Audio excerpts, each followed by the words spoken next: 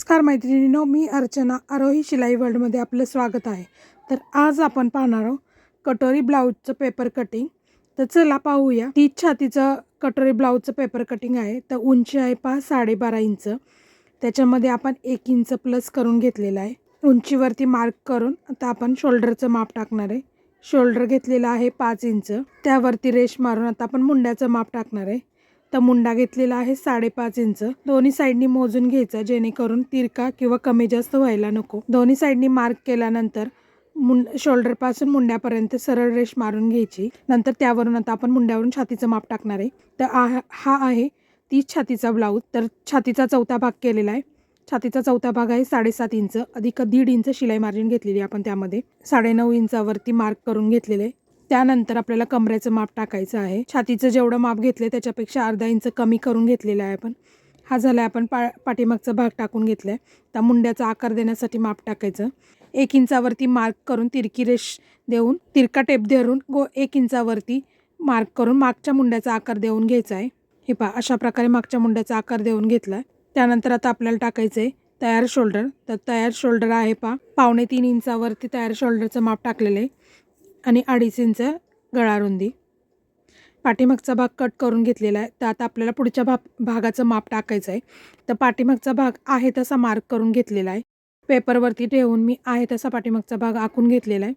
ज्या प्रकारे आपण पाठीमागचा भाग कट केला त्या प्रकारे आपण मार्क करून घेणार आहे। अशा प्रकारे पुढच्या भागासाठी पाठीमागचा भाग ठेवून मार्क करून घेतले।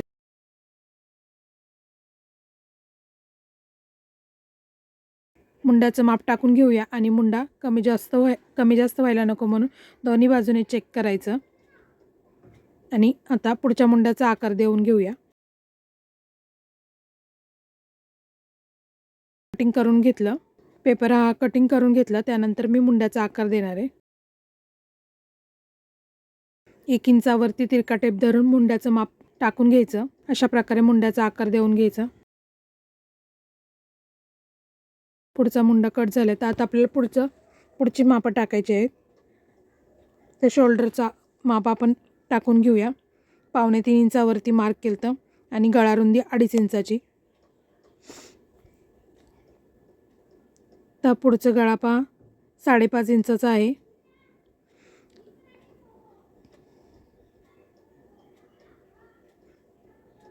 पाच इंचाचा गळा आणि अर्धा इंच शिलाई मार्जिनसाठी एक्स्ट्रा घेतलेले आहे। तर योक पट्टीसाठी टाकणारे आपण 2.5 इंचावरती दोन्ही साईडला मार्क करून घ्यायचं।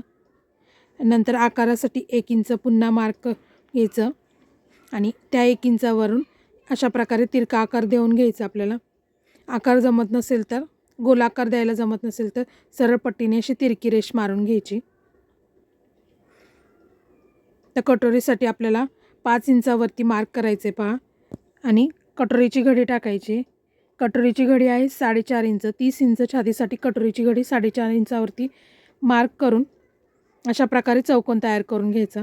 त्यानंतर 1.5 इंचावरती क्रॉस टेप धरून तिरका टेप धरून पुन्हा माप देऊन पॉईंट देऊन घ्यायचा आणि त्या पॉईंटमधून आपल्याला अशा प्रकारे कटोरीचा आकार काढायचा आहे।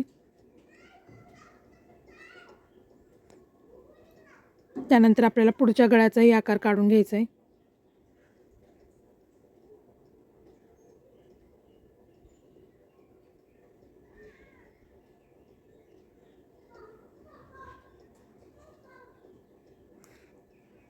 हाताने आकार नाही जमला तर आपण अशा प्रकारे फ्रेंच कर्वचा वापर करूनही आकार काढून घेऊ शकतो। अशा प्रकारे पुढच्या गळ्याचा आकार देऊन घेतलेला आहे। तर आपण योक पट्टीचं कटिंग करणार आहे। त्यानंतर कटोरीच्या साईडचा पार्ट कट करून घ्यायचा। गळ्याचं कटिंग करून घ्यायचं। अशा प्रकारे कटोरी कट झालेली आहे।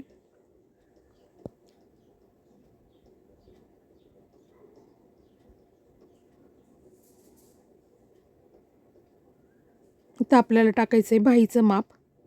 आपण आधी बाहीचं माप टाकून घेऊ, नंतर कटोरी वाढवून घेऊया। बाही आहे कोपऱ्यापर्यंत बाही शिवायची आपल्याला।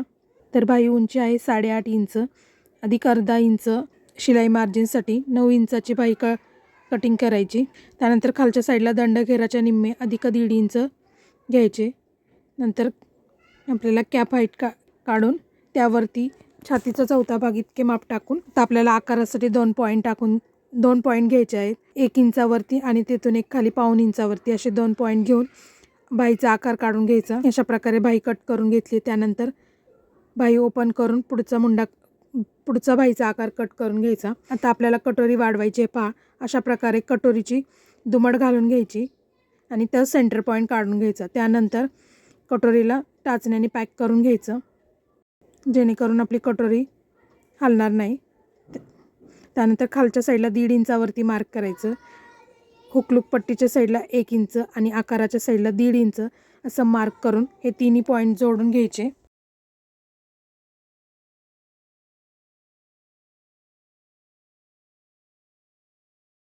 आता ते पॉईंट गळ्याच्या साईडला जोडून घ्यायचा। गळ्याचा जसा आहे तसा आकार काढून घ्यायचा। त्यानंतर कटोरीच्या साईडला आपल्याला आकार द्यायचा आहे। तर 1/2 इंच ते अर्धा इंच अशा प्रकारे आपल्याला कटोरी जेवढी आपल्याला शिलाई मार्जिनला लागणार आहे तेवढी वाढवून घ्यायची। अशा प्रकारे कटोरी वाढवून घेतलेली ती कट करून घेऊया। आणि अशा प्रकारे आपलं 30 छातीचं ब्लाऊजचं पेपर कटिंग झालेलं आहे। व्हिडिओ आवडल्यास लाईक करा, शेअर करा आणि चॅनलवरती नवीन असाल तर चॅनल सबस्क्राईब करा। धन्यवाद।